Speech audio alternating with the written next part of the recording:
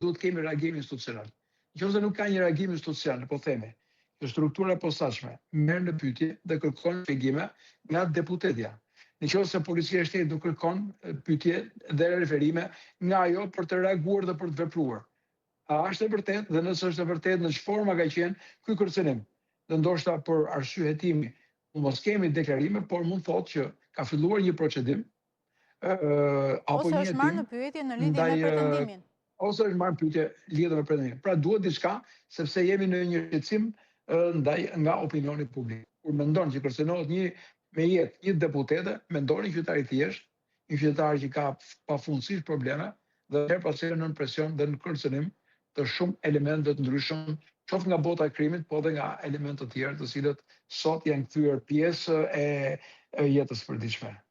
Cili është mesazhi që jepet për shtetin e së drejtës nëse një deputet ndihet i kërcënuar nga element kriminal? Unë di që është hera parë, në mos gaboj në statistika, që një deputet i Parlamentit Shqiptar në 2026 bën një deklaracion që kërcënohet me jetë. Them në pikërisht një moment kur ne themi nga grupe, pra jo nga një individ, nga grupe kriminale. Pra ajo e thekson, nga grupe kriminale.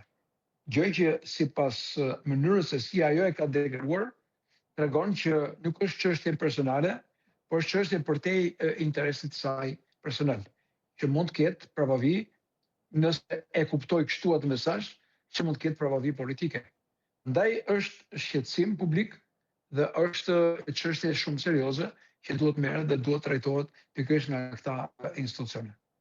Dhe nga eksperienca juaj, sa e vështirë është që të provohet një kërcënim dhe të identifikohen personat që qëndrojnë pas këtij kërcënimi, ashtu sikurse u